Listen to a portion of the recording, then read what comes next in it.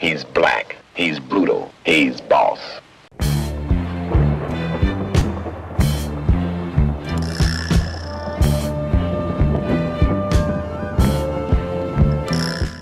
Listen, man, the Superman, the C4 coming at you with another video. I appreciate everybody for checking out my last rant. I'm gonna try not to get into those too much, but you know, that's just what I do. You know, I speak my mind on this gaming industry, and I'm gonna just continue to do that. I wanted to clarify a couple of things from my last video. I wasn't saying that the PlayStation 4 and the Xbox One are terrible consoles and you should never touch them.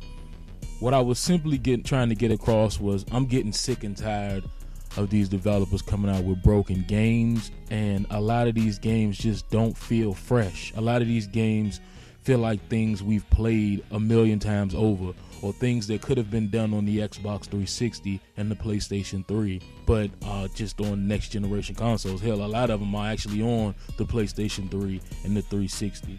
Even games like Sunset Overdrive, which was the game that I gave the most credit, it seems like something that could have very well have been done on the Xbox 360 or the PlayStation 3. And that's just my problem with the whole thing. I'm not really seeing any innovative things on these next generation consoles that warrant the price. But for what they offer compared to the PlayStation 3 and the Xbox 360, personal opinion, it's not really that grand. That's just my opinion. But I wanted to clarify that because some people were asking me if you know, they should get it or if it's worth it. And at the end of the day, you know, this is my channel, so a lot of what you're going to hear is basically just my opinion on the situation. So like I always say, different strokes, different folks. You might get it and you might actually enjoy it. You may not have a problem with receiving, you know, the same games that you got last generation. That's just a personal preference. You know, I don't want to buy a new console and get games that I've been playing for 10 plus years, or games that feel like games I've been playing for that long. So that was just me venting in my gripes with it. But on to today's subject. I just wanted to talk about these so-called journalists. Now, I've spoken on these people here and there, you know, in a couple of videos, but a lot of people, mainly Xbox dudes, have been talking about this GameSpot video. So it's got a lot of buzz in my news feed, so I actually took the time to sit back and watch this video. Now, for me, it's nothing new. This is another one of the main reasons why I really stopped dropping gaming videos, because I got sick and tired of the media bias. And when I say the media bias, I mean it's no such thing as an unbiased review. Let's just put that out there, because every review is based upon that person who's reviewing it, you know, and it's all opinion. And I could respect an opinion, but what I cannot respect is an ultimate bias that is put out there, and you know, it's placed as a unbiased, neutral standpoint, but in reality it's hidden behind a fanboy. Now, that's one thing I will say. I could respect a fanboy. If you like the Nintendo, if you like the PlayStation, if you like the Xbox, and that's your preference of choice, and you like, well, you know, I don't really mess with the PlayStation, I don't really mess with the Xbox, I don't really mess with the Wii U or the Wii, I could respect you as a fanboy. You know, I got friends that game on the Nintendo, I got friends that game on the PlayStation, Xbox, PC even. So for me, I don't have a problem with fanboys, but what I do have a problem with, and this seems to be a growing trend in the gaming community now, it's these fraudulent ass, unbiased, neutral gamers. And the craziest thing about it is they seem to have seeped their way into the gaming media, and they portray themselves as these neutral gamers who don't hate anything and love all the consoles, and they just love gaming. So yeah, I own a PlayStation 4, I own an Xbox One, I own a Wii U, but really they have a bias towards one. I'm not going to say which one, but they have a bias towards one over the others. So when they release these videos, it comes off as if they're trying to be genuine and they're trying to be unbiased, but in reality they're fanboys in disguise. And that's one thing I really hate with this gaming media, because a lot of these people are a fan of one console, and we all know what that one console is. Like I said, I have no problems with you being a fanboy, but what you need to stop doing is you need to stop getting these fraudulent gamers to review games on other platforms, because I see a huge bias when it comes to certain things in this gaming community, whether it be Nintendo, whether it be Microsoft.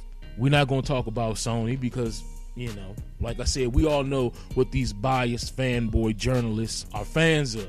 Let's just talk about the Halo Master Chief Collection versus Drive Club.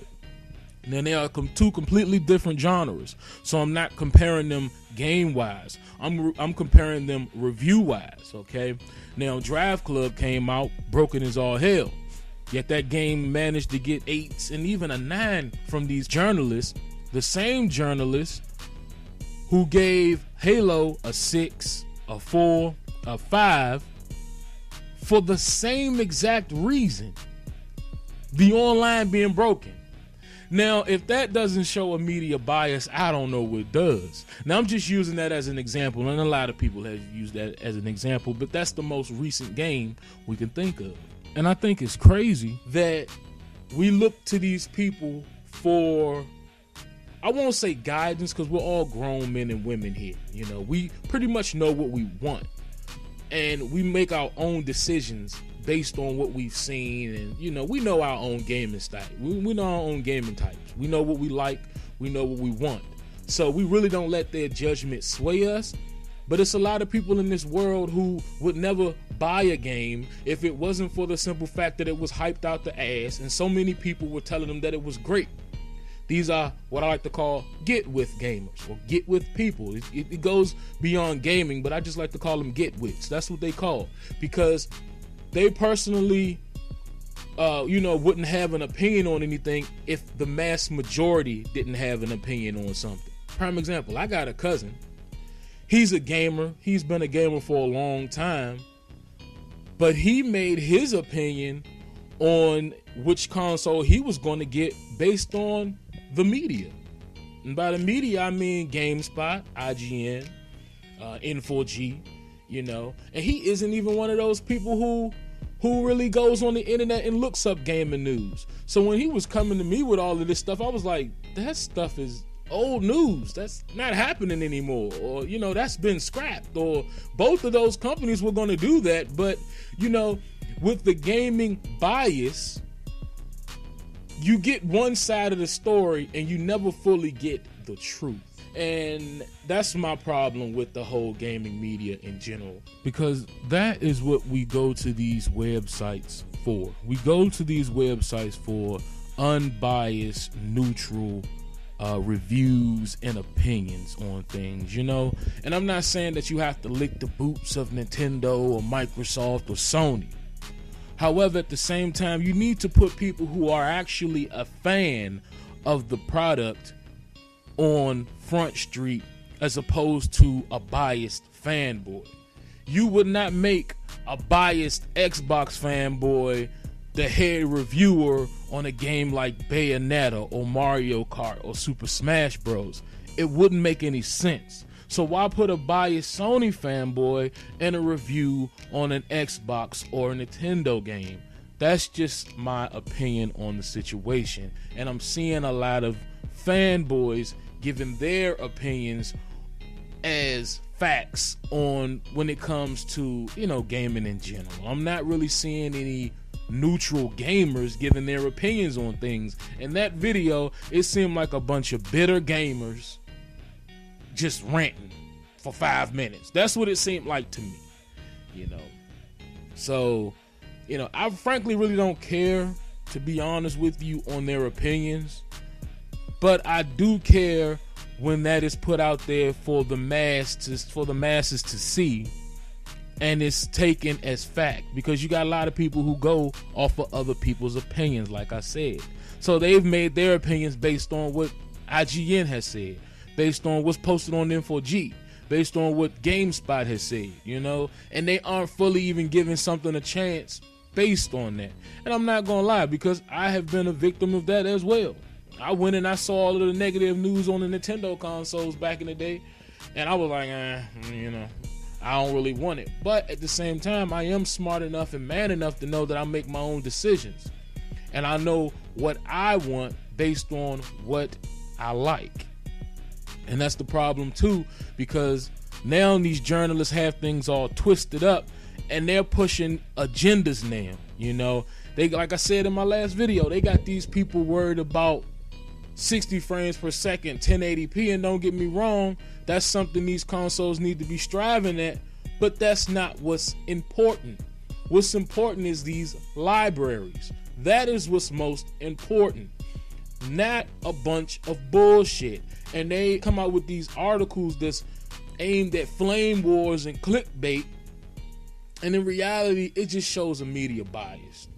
I don't went on long enough. I'm not going to go on any longer. I want y'all to tell me what y'all think. Y'all know how I go. Comment below, video response, whatever you do. It's up to you. This the man C4. Chat with me. And I'm out. And I'm out. And I'm out.